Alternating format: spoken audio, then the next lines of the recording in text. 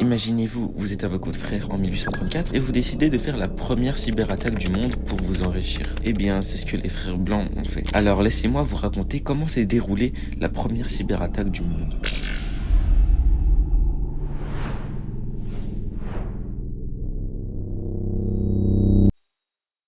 En 1834, les deux frères blancs âgés de 28 ans décident de s'installer pour de bon à Bordeaux avec l'intention de faire fructifier l'argent de leur mère.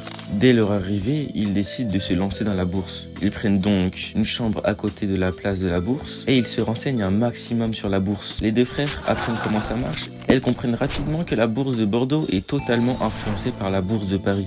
C'était donc plus judicieux de se fier de la bourse de Paris que celle de Bordeaux. Et ça, les deux frères l'ont très bien compris. Mais malheureusement, les infos de la bourse de Paris prenaient 3 jours pour arriver à Bordeaux. Les deux jumeaux ont donc cherché un moyen pour avoir les infos un peu plus rapidement, pour savoir les achats et les ventes à faire avant tout le monde. En fin janvier, ils entrent en contact avec un certain Franck. Et ce Franck, il se rend souvent à la bourse de Paris.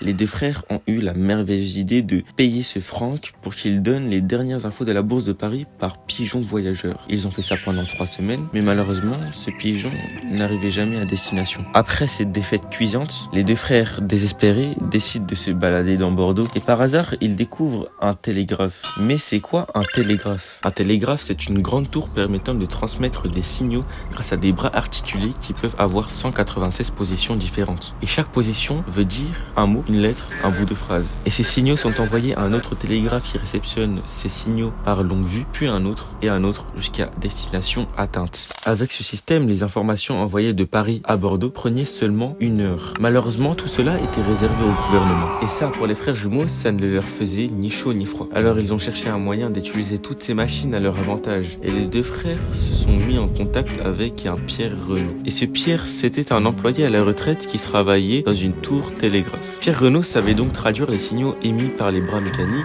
et il connaissait bien les employés de chaque télégraphe. Il savait donc quel employé était corrompu. Avec tous ces outils, les jumeaux ont eu un plan infaillible. Leur plan était d'acheter la collaboration et le silence des employés le plus proches de Paris et Franck, qui restera à Paris, enverrait l'avancement de la bourse par message caché directement à Bordeaux. Puis Pierre, qui restera à Bordeaux avec les frères, traduirait les messages pour les jumeaux. Après avoir annoncé le plan à Pierre Renaud a dit que les employés de Tours seront facilement corruptibles. Après avoir entendu ça, les deux frères se rendent directement au télégraphe de Tours et ils leur proposent directement 50 francs pour chaque signal envoyé. Faut savoir qu'à l'époque, un employé d'un télégraphe gagne environ 1 franc par jour. Alors 50 francs par message envoyé, c'est vraiment énorme pour eux. Il leur faut que quelques secondes pour accepter l'offre. Voilà, quelques jours après, leur plan est mis en place. Et ça marche super bien. Ils savaient quand vendre et acheter leurs biens avant tout le monde. Alors ça marchait super bien. Tellement bien que les autorités ont commencé à se poser des questions et envoyer des enquêteurs pour en savoir un peu plus.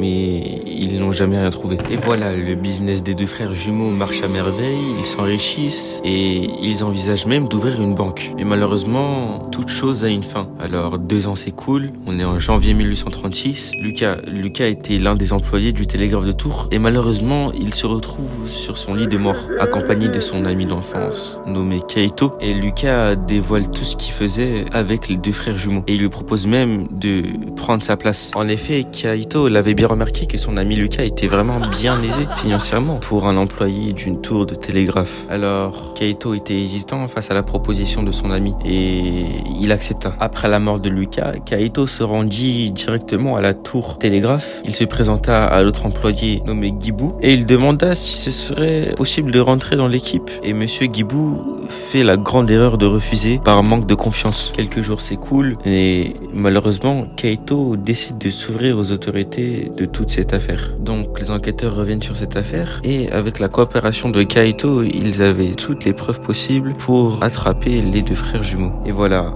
en juin 1836, l'empire des jumeaux s'effondre. Les autorités